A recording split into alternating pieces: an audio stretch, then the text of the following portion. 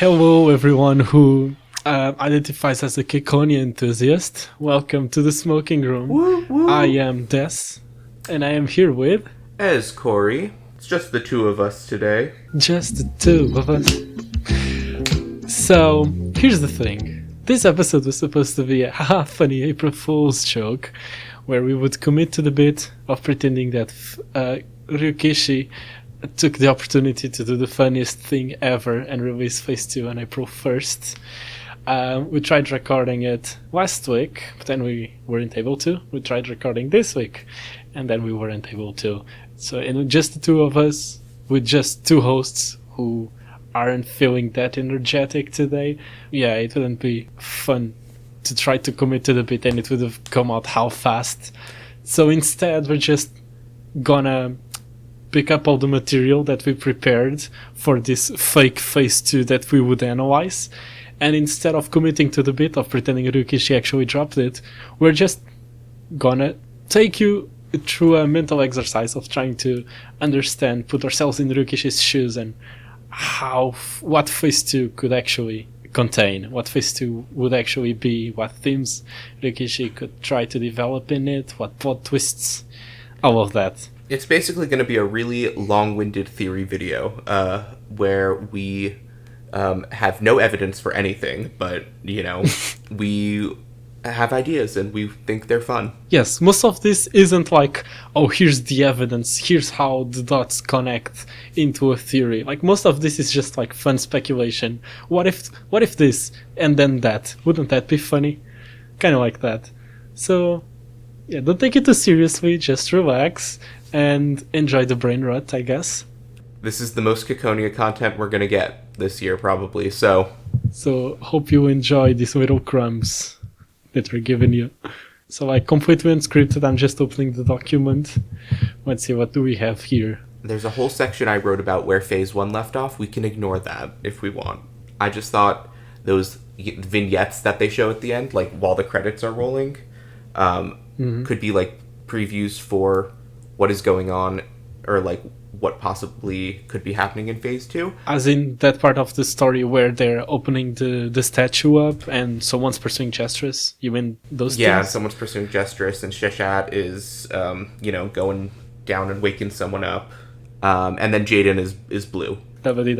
We also have all of those data fragments where apparently Gunhild and Willie are in an underground facility and plotting something with someone. Lots of things that we don't actually understand. But I don't think they don't strike me as tidbits of the next phase. They just strike me as hooks of the previous phase. Fair. Yeah, I'm going to be honest. I have very little recollection of most of the data fragments. I really need to go back and review them. Most of them are just funsies, but I totally wouldn't put it past Ryukishi to sprinkle a pony moment into those data fragments. Oh yeah, what spoilers will this have? Probably just, let's try to keep it to Ciconia maybe? For sure. Ciconia, and then we will probably end up referencing others, but we'll try our best. Alright. So, I guess Phase 2 would begin with a loop of some sort, right? If we're continuing with the theme of Ryukishi's looping narratives. I am definitely a subscriber to the theory of a looping story for the third time in a row would be kind of boring, and also it was all it was all a simulation. Haha, plot twist is very overplayed at this point, so I totally expect the loops to be like of a different nature, I guess.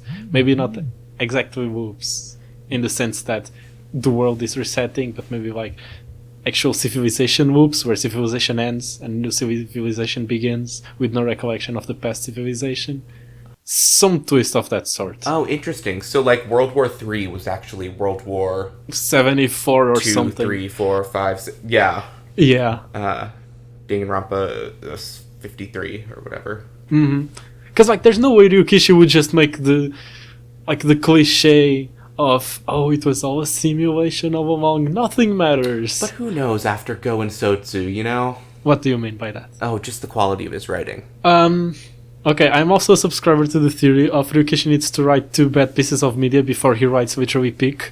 So we've had, Go and Sotsu, that makes 2. So I'm totally ready for phase 2 whenever he wants to drop that. Okay, what about Silent Hill? Does that count, or is it only in the... Here's the thing, even if Silent F Hill counts, that means that the other fucking story that he wrote also counts, which also makes 2. So we're in the queer zone. Okay, I'll take it. If the narrative does loop in some way, and like time does reset, and we do end up, because I'd say like if the story loops, it would mean that like Lingji and all the other characters would like come back to life, right? All those dead characters. Do you think any of them would like retain their memories, or any of them like, you know? Ooh. Or because like retaining memories from past whoops is something that happens at the end game, not in the second installment of the series, right? Yeah, but it's not end game content. I guess my question is twofold then. One, are there any like memory leaks? But also, who, if any, are there people who are like meta aware of the loops, you know? Okay. This taps into one of the things that we discussed in that like trilogy of Ciconia theory videos that we released some time ago, of the collective unconscious, and how like the collective memories of humanity, I guess. Because you also mentioned memory leaks. I guess it's kind of aligned with the same idea of people involuntarily starting to get memories back from wherever memories are stored in the Ciconia world, which could be random, or it could be like something prompted by one of the factions, like I don't know, the Order of Wisteria or something, because Tojiro is so obsessed with the idea of contrarians and all. He could be trying to create a contrarian, someone who goes against the flow that the world is going, by giving them memories of a previous loop and being like, this is what will happen if you do nothing, which is, I guess, I mean, that's what Blue Meow is. Yeah, that's what I was gonna say. I was just having my monologue and thinking, I'm kind of describing Dabadi Dabadai, am I? I also wonder, I had a thought. It's gone. Oh well. Hopefully you'll get it from the memory leak. Oh, I got it. There we go. The memory leak. A thought that I had while brainstorming for this episode was maybe that like the different CPP personalities are different loop versions of a person, and of the same person, yeah. Yeah, just interacting in some way. That's an interesting thought. But then, what do you think it would mean that some people have more CPPs than others? I truly could not tell you. It was just a random thought. I want to see if you thought anything of it. But yeah, could it be that there's a certain checkpoint, and the only previous versions of people that get recorded are those of the people that didn't die before the checkpoint, or I guess before the world whoops. When the world whoops, there's a checkpoint that records all the people that got there alive, and then translate that as a CPP onto the next whoop. Maybe. I also had another thought about CPPs, but in the end I couldn't connect it to nothing, and it kind of didn't make sense, but I guess I'll just drop it in here.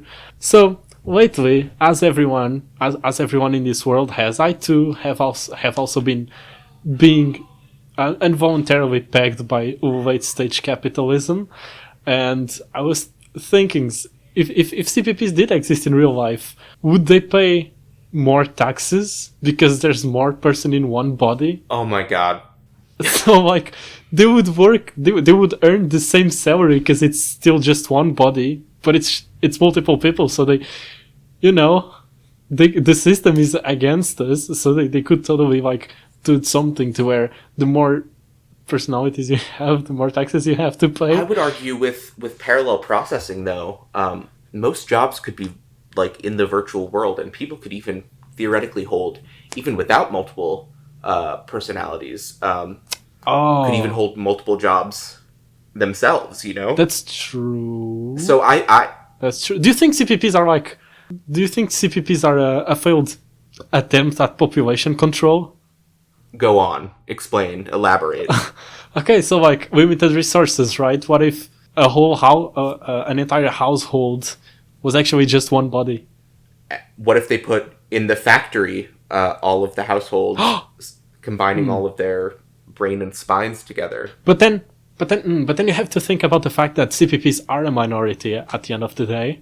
So like describing it as population control, this would have to be something that would be implemented in masses and not just a select few actually having multiple personalities. I mean, it would make sense. It would make sense, at least with the scene of the factory that we got, if you assume that scene could be like Meow and Meow. Yeah, I only said a whole household into one body just for the sake of argument. Like, it doesn't have to be actually your household. You could be mixed up with strangers, I guess.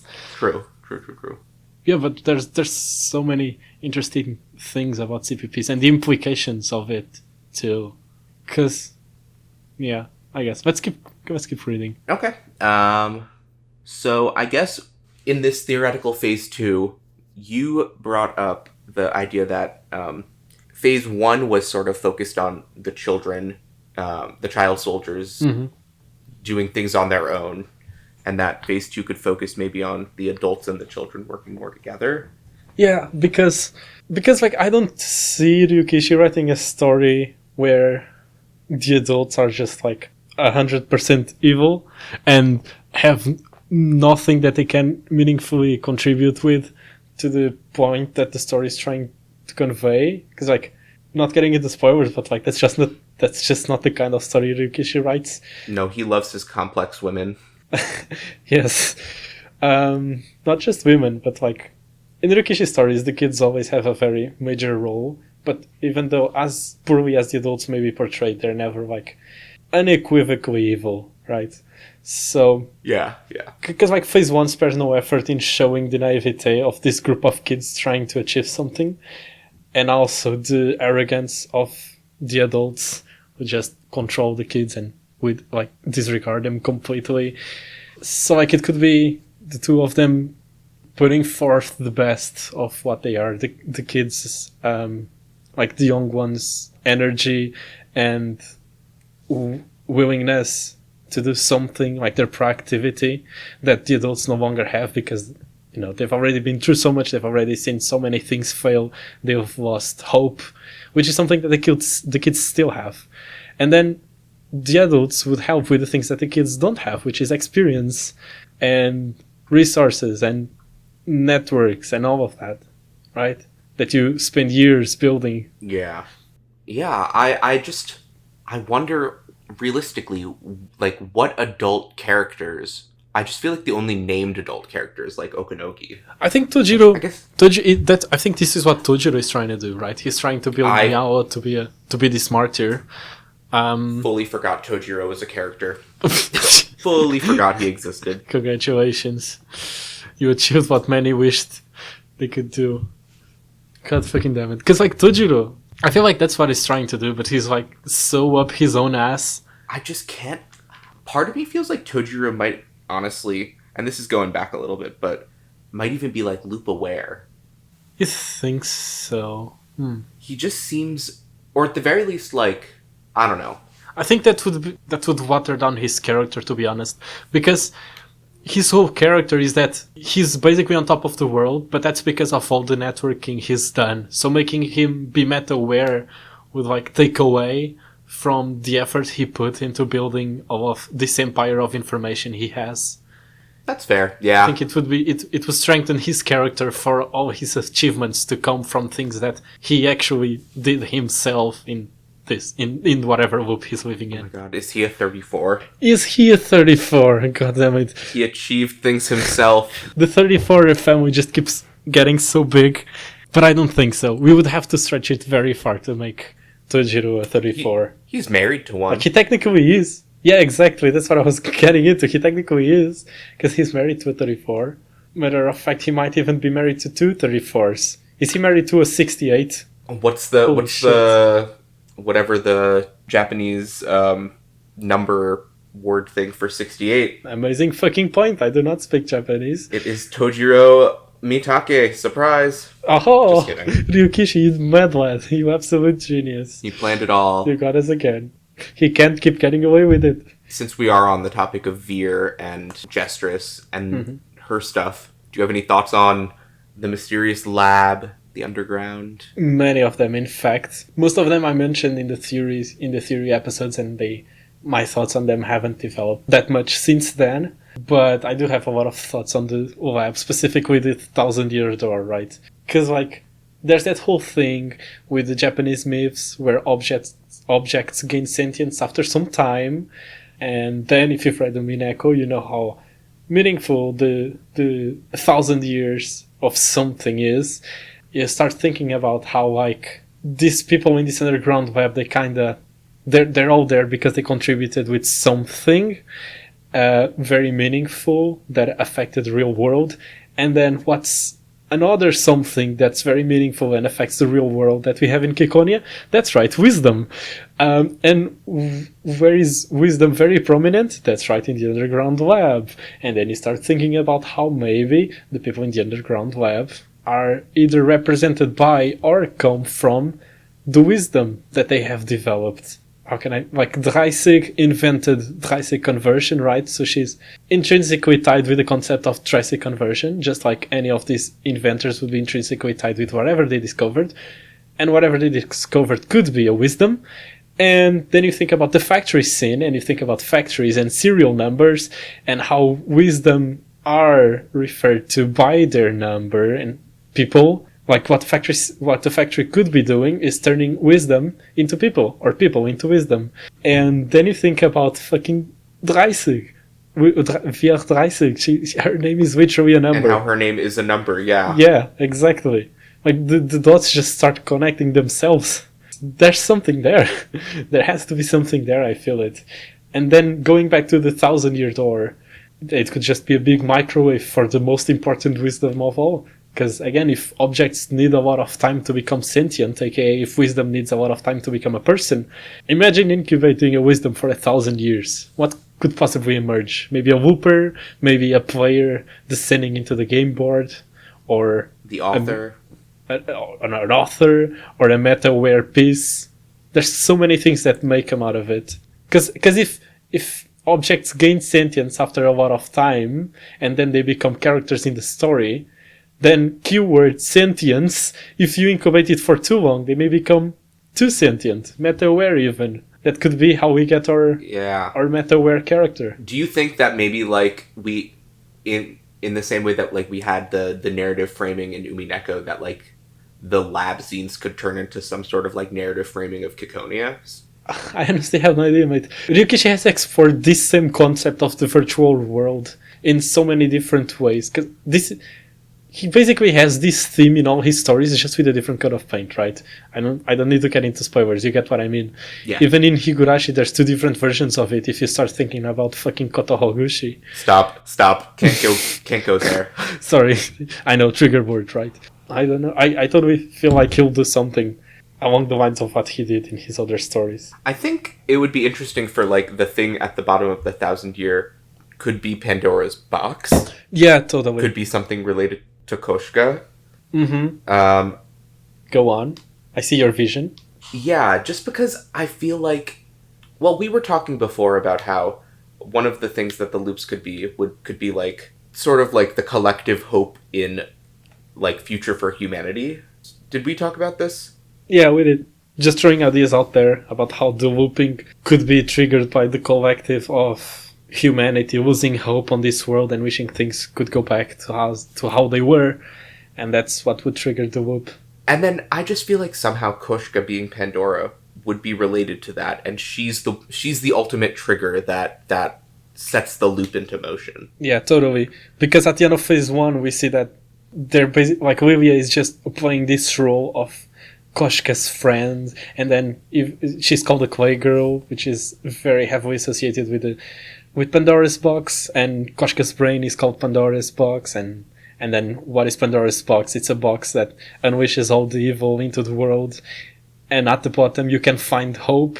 And then we talked about how the loops could be basically you open Pandora's box and you start a new loop, but then the world gets so messed up that you want to go back, so you loop the world and you don't wait enough for hope to be found at the bottom. And so Livia's role would be to make Koshka hope that the world will get better instead of making it loop, so that Koshka will retain hope long enough for hope to actually be found at the bottom. The theme of Ciconia is actually just don't be depressed. Yeah. That's so easy. Um, No, but I think it is. oh, you think it is? Yeah. I think it is kind of like that because going along with also other themes that Rikishi has explored in past regarding the whoops, it's like it's all about not losing hope, right? It would also fit with the themes of war about how like you mustn't become stagnant. Like if things are going wrong and if you do nothing, the people in power will just keep getting away with it, right? You gotta not lose hope and retain the energy and retain the will to keep doing whatever is in your power to try to make an impact, however small it may be. I guess I feel like that is where he would go with how to solve war in Ciconia. I think that would be, I think like a natural like continuation. If the theme of Higurashi was friendship, and the theme of Umineko was Family. love Love, and yeah. family. Yeah, sorry, not family, love, yeah. Ciconia's family. I mean, it's both. Ciconia would be definitely family, but I'd say like the unity of family as like the world being a family and like how we all need to come together to really like stand up and like how we all are like the world's children. No, that makes total sense if you think of the world as your house and each country as your room and you're having a fight with your family, I guess. You can totally just go into your room and build up the walls of war, I guess, but that won't resolve anything. Countries and nationalities are just arbitrarily made families that we've decided, that we've like put up these That's very true. walls between. That is very true. And you gotta, you just gotta maintain a healthy relationship in your household. Otherwise, everything will just turn to shit. And the ocean will turn multicolored. A gamer ocean. I still cannot believe. Like, where in phase 2 would that fucking lake fit in? Like, we know there's gotta be a pandemic, and we know there's gotta be ocean LEDs. I truly need to know because already we've seen the environment collapse in Ciconia. So it's the I'm gonna pronounce it 8MS. I know it's technically Amos, but I hate pronouncing it like that. I also pronounce it 8MS. I am not saying anus. For sure. The 8MS in the ocean. I feel I might be remembering wrong, but I feel like there was already a part in phase 1 about that 8MS malfunctioning. Isn't that what also started making people get rashes on their skin and all? There's a point in the story where all the 8MS just stop working, and there's a lot of things that come with it. Yeah, I remember the rashes because that's from the air and the oxygen and whatnot. But I don't remember about the water. Honestly, I need to reread the Gamer Leak Ocean. The Gamer Ocean Leak. The Gamer Ocean Leak. Jesus, but yeah. Oh yeah, we forgot to talk about the Doomsday Clock when we were talking about how the loops could possibly work. Oh yes. How the Doomsday Clock is It's a monitor. It's not a clock. It would be like the idea that it's just monitoring how the general public perceives the state of the world, and so like as the clock progresses forward, just because humanity is gradually losing hope in the world, right? So that's why it keeps moving forward and giving us the illusion that it is a clock. But if it can be turned back if people regain hope in the world, and then at the end when people lose hope, that's when the clock reaches midnight, and then it loops. Except I think I really like the theory. My only issue is that I think some of the chapters go past midnight. Do they? Yeah, I believe like when the Doomsday Clock reaches Doomsday, there are still a few more chapters after that, and the clock continues on. Is that so? I didn't remember that part. I might be misremembering, but I'm pretty sure Doomsday happens like 4 chapters before the end. Okay. Never mind then. No, I mean, I really like the theory. I just want to make sure we have all the information. Mm-hmm. Yeah. So what else do we have? Let's see. Oh, we have the imagination idea about how all the powers from the Gauntlet Knights come from imagination, because we know kids are the ones that actually have the potential to become Gauntlet Knights, not that adults. Just like a kid's imagination is nothing compared to an adult's imagination. That's why adults can pull guns out of nowhere, but kids can. It just has to do with innocent creativity and yeah, and basically deceiving yourself into believing that yes, I totally did just materialize a shield. It's like magic. Yo, Maho. We could talk about belly buttons. We haven't talked about belly buttons yet. We've talked about it on the theory episodes, but we can bring it up again. The idea that it would be a status thing, because if you do have a belly button, that means you come from a wealthy family.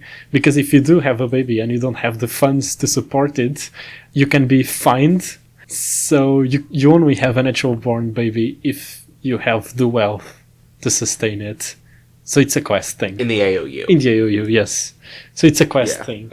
I really do wonder whether Meow has a belly button or not.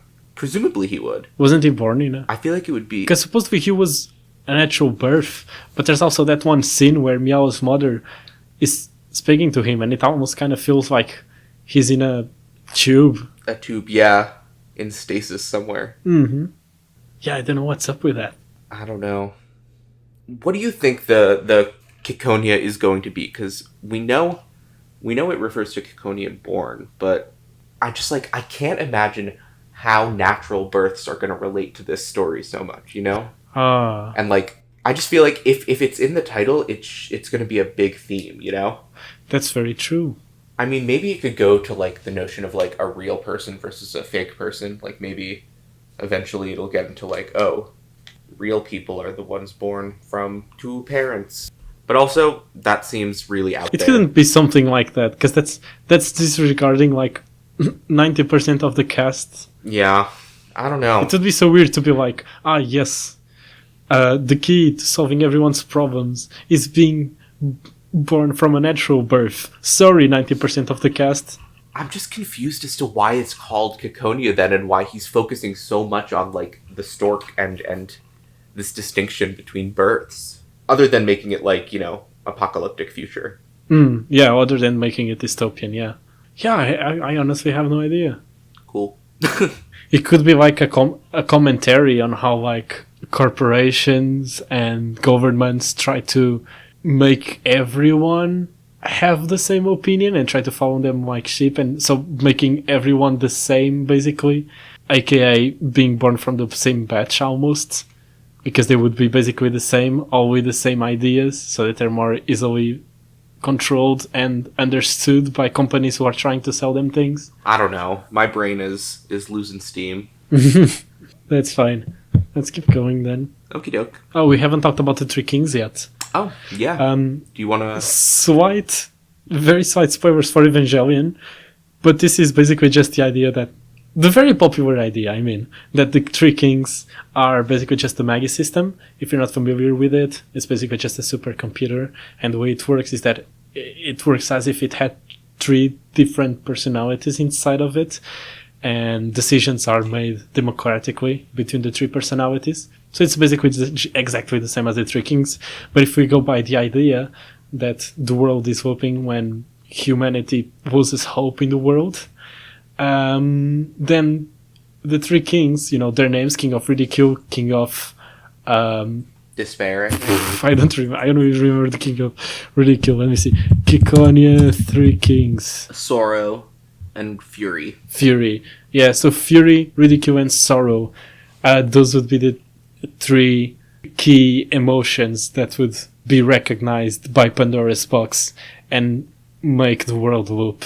And basically when they vote, their voting is representative of how much of that specific emotion has built up in the collective unconscious of humanity.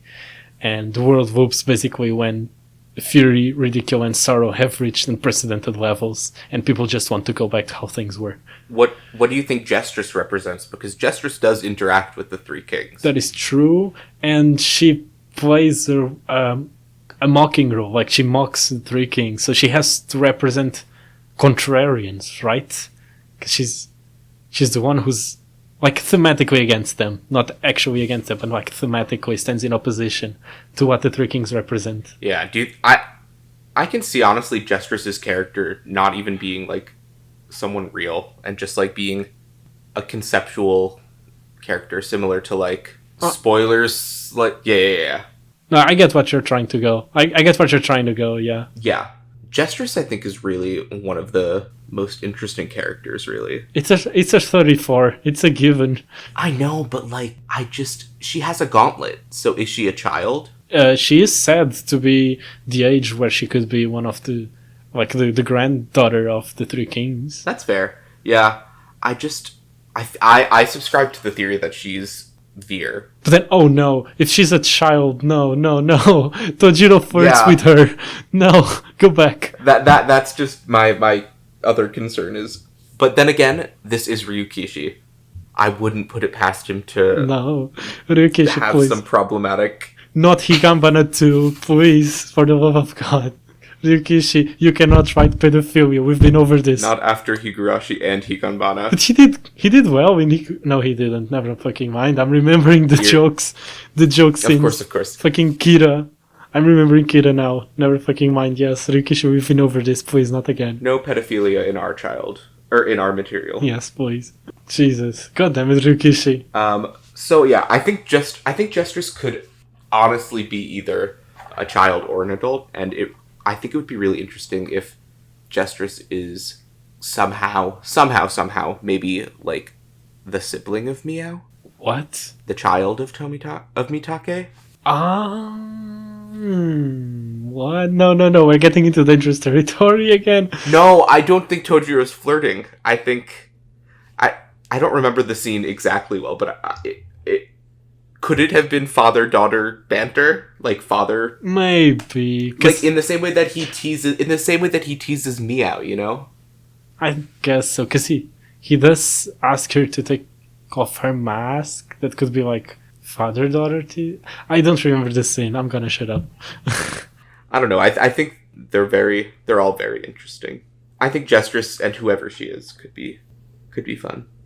Alright, so next up, since we are already on Miao's problematic family, the idea that Miao is Jesus, her mother is the Holy Spirit because she literally does not exist physically, and then Tojiro is Virgin Mary because both of his girlfriends are virtual, so he's literally a virgin. Good job. And he also has incel takes, so it fits very well. So what would that mean for Miao then? That he's the Immaculate One. The Immaculate Concepted. He's Jesus. Yeah. Yeah, how does that work if he's a natural born? Literally, Tojiro Mpreg is being real. I cannot believe this. I mean, we know Mpreg is a thing in the Ciconia universe. That's true, we do. That is so fucking true. I cannot believe this is actually real. Tojiro Mpreg with virtual mommy. Tojiro Mpreg is real. Rejoice, everyone. Honestly, Rikishi, I get it now. I get why you didn't release Phase 2. The world is not ready for Tojiro Mpreg. No. Clearly not. Jesus. Phase 2 is actually just Tojiro Mpreg while the COVID vaccine while the COVID pandemic is happening in the background. That is so fucking funny. Rikishi, we need Phase 2, please. I need something to hold me over. We are cooking too much. We need you to come into the kitchen and tell us how to do things. We are not following the recipe because you haven't provided it to us. Honestly, I just wish he'd release his notes.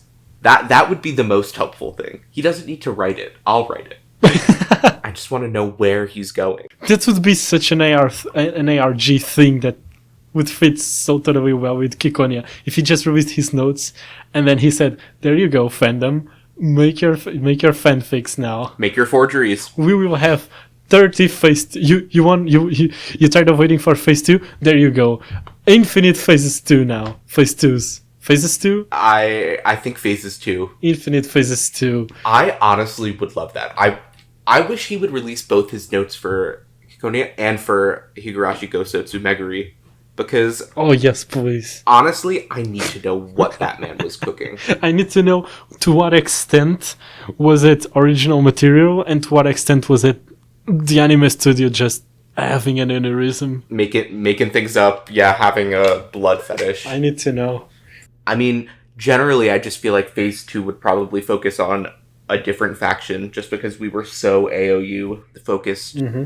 I wonder how many of the other minor characters are going to be real characters, because I can't see I can't even remember their team's name, but like the one where all of the the girls are obsessed with the other one, but they hate the one before them. I hate that. I hate that.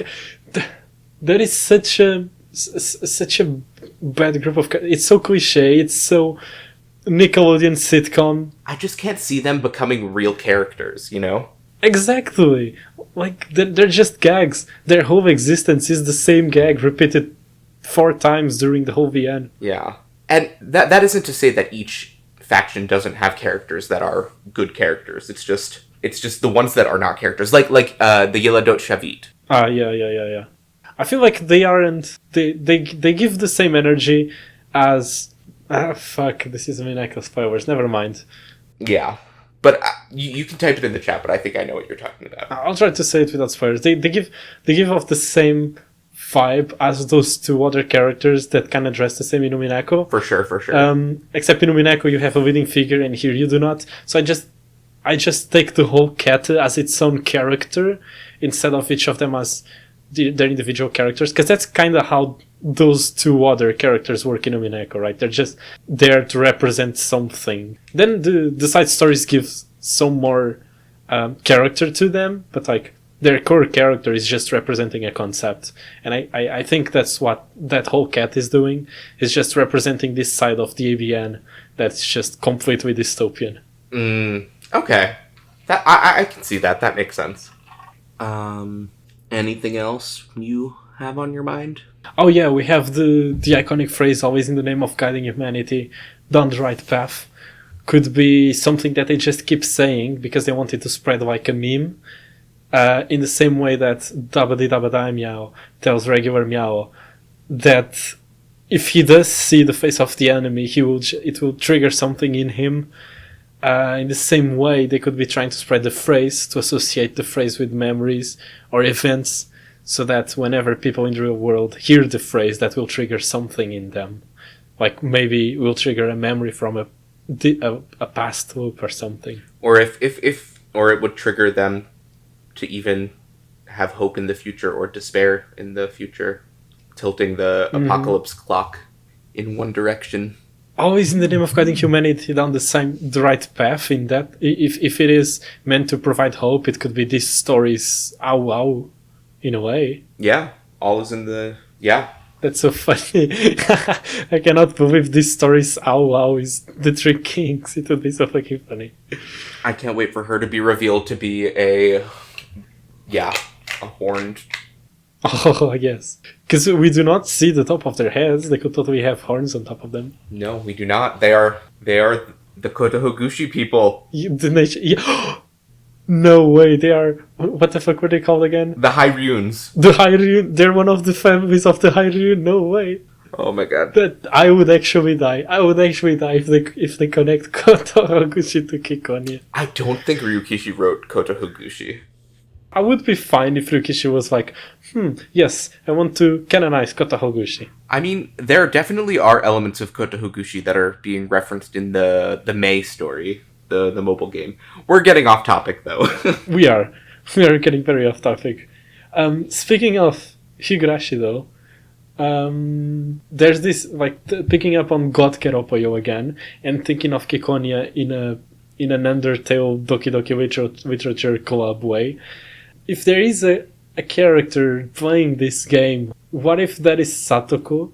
Because Satoko in Go, she chooses the other plushie. Like in that one episode, there's a plushie style. One of them has a Keropoyo plushie, the other one has that yellow thing plushie, and she doesn't pick Keropoyo, she picks the other one. The Wanyadora? The Wanyadora character, yes. So that would be...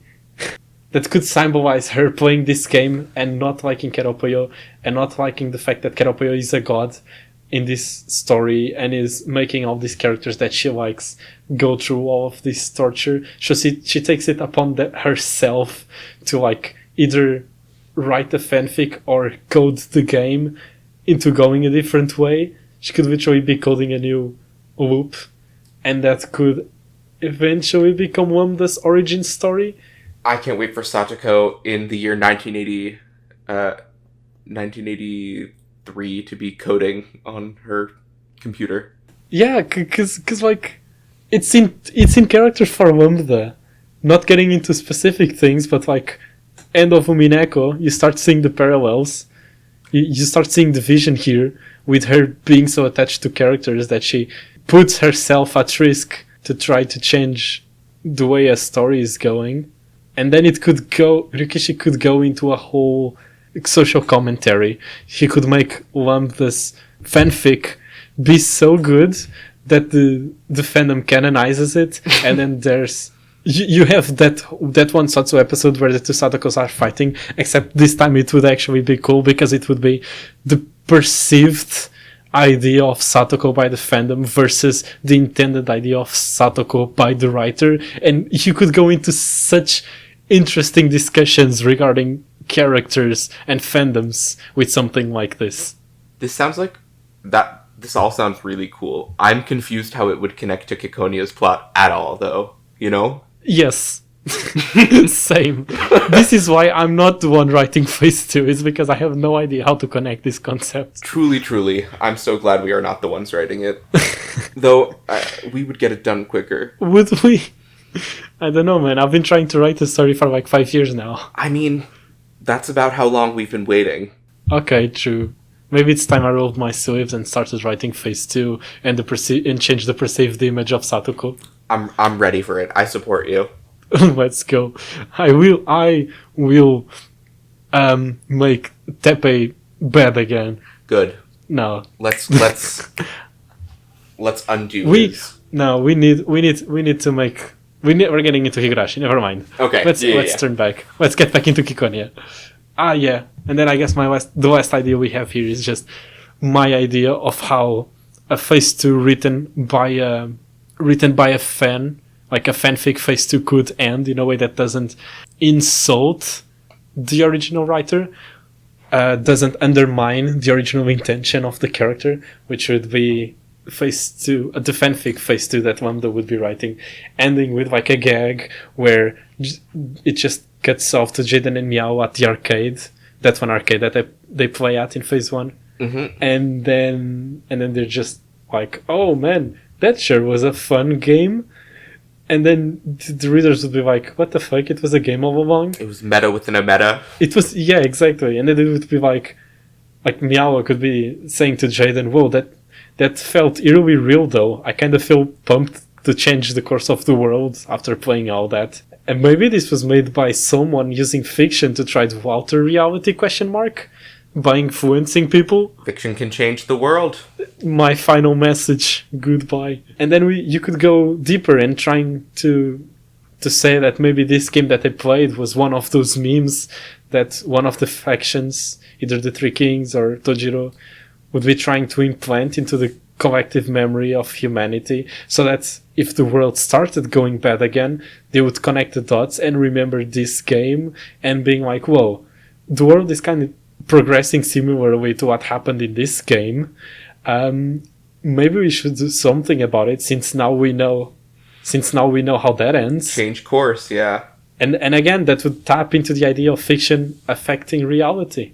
Fiction affecting reality. Also, it would be a much more organic way of looping, I'd say. Yes. Because it would be...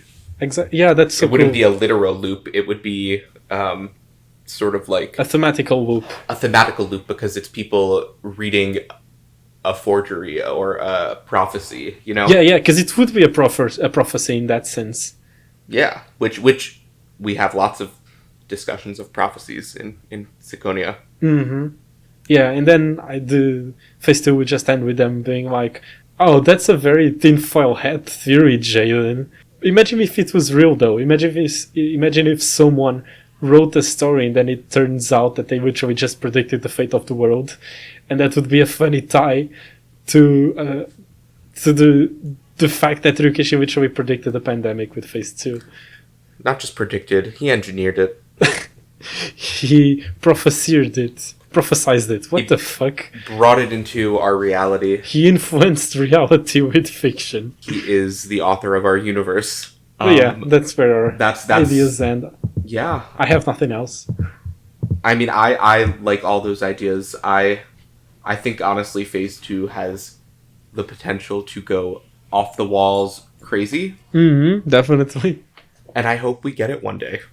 I I was gonna say I've lost hope, but now the meme of this episode has triggered things in my mind, and I have associated this phrase with Pandora, and I feel that I must be obligated to say we must not lose hope, because hope is at the end of Pandora. And so we must not lose hope in phase 2. We've got to wait until all the disaster has come out. True.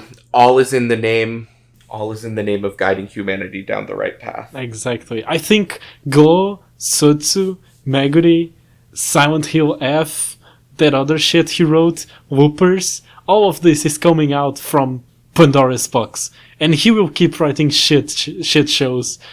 Umineko EP9, all of this shit, it will keep coming out. We just gotta brace it. We just gotta brace for impact and withstand it until finally phase 2 is found at the bottom. We are Koshka. This is Ciconia ARG.